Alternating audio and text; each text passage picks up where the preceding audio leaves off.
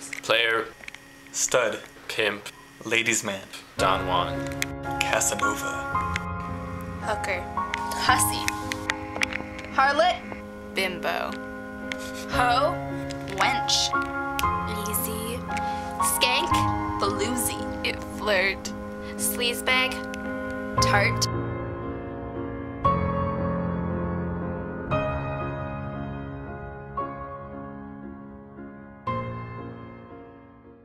Yeah. Yeah, I would. I think if I was with my friends, I would be more likely to do that, though. I don't think if I was by myself, I would really think much of it.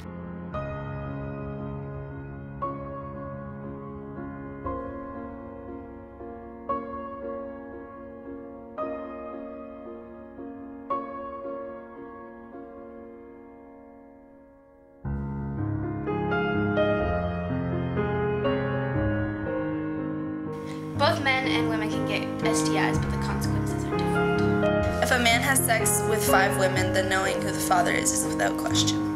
If a woman has sex with 5 guys and ends up pregnant, it's really hard for her to find out who the father is.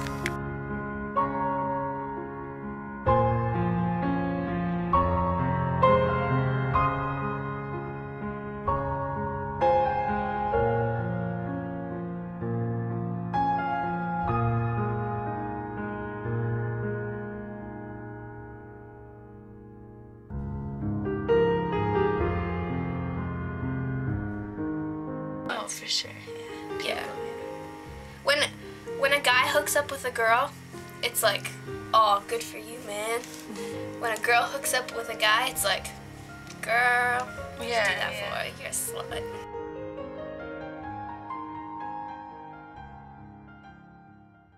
I heard about somewhere in the States, all these guys were being given blowjobs, like in a parking lot in public, like at school. They were forcing all these girls to... They were forcing all these girls to give them blowjobs. The authorities at the school or whoever found out about it. The But they girls. started giving classes For the girls to all the inform girls. them and they didn't do anything for the guys. Like they had no punishment or no reaction toward the men, when obviously it was just as much their fault.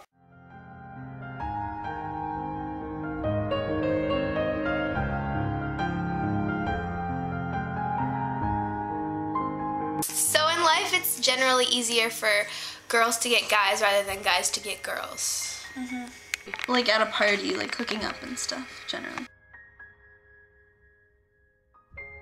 Because girls' hormones usually fluctuate, and for men, usually they have just a constant level of testosterone buildup.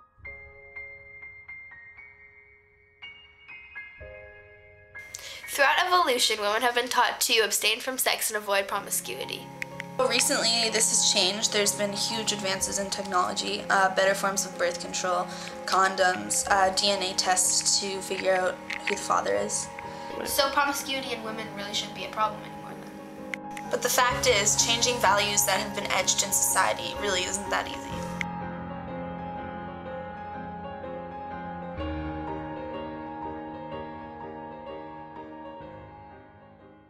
So in Ontario, this constable warned this rape victim that maybe if she hadn't have been dressed so slutty, she wouldn't have gotten raped. And that's what started the slut walks.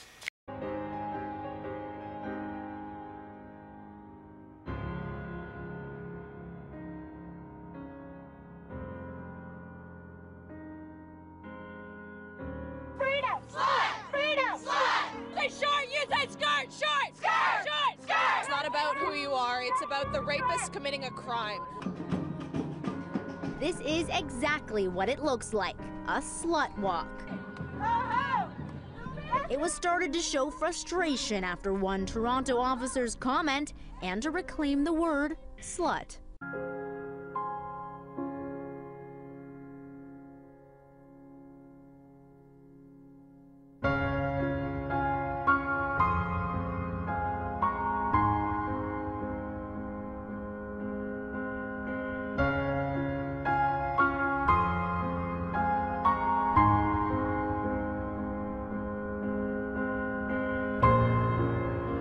Slut shaming, and why it's wrong. Slut shaming is the unfortunate phenomenon in which people degrade or mock a woman because she dresses in tight or revealing clothing, enjoys sex, has sex a lot or may even just be rumored to participate in sexual activity. The message that slut shaming sends to women is that sex is bad, having sex with more than one person is horrible, and everyone will hate you for having sex at all. If you've given your consent, if you're emotionally and physically ready for it, if you're using proper protection, and if you feel safe and comfortable with your partner, then sex is good. It is nobody's business but your own how many people you're having sex with or how much sex you have.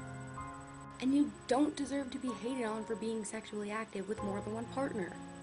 Rape culture is a culture in which sexual violence against women is commonplace, and in which prevalent attitudes tolerate said sexual violence. Slut-shaming contributes to this by sending the message that it's okay to rape sluts, because by having too much sex or dressing in tight and revealing clothing, they're somehow asking for it. Rape is caused by rapists, misogyny, structural violence, and institutional tolerance. Not by women's clothing or makeup, not the way she talks or walks, not by her drinking, not by her not being careful enough, and certainly not by her being a slut.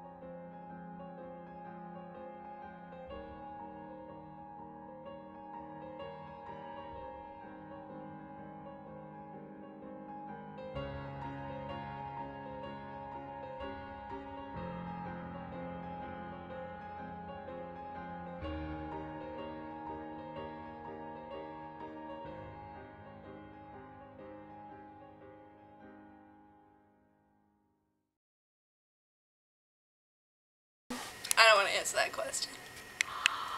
That's me.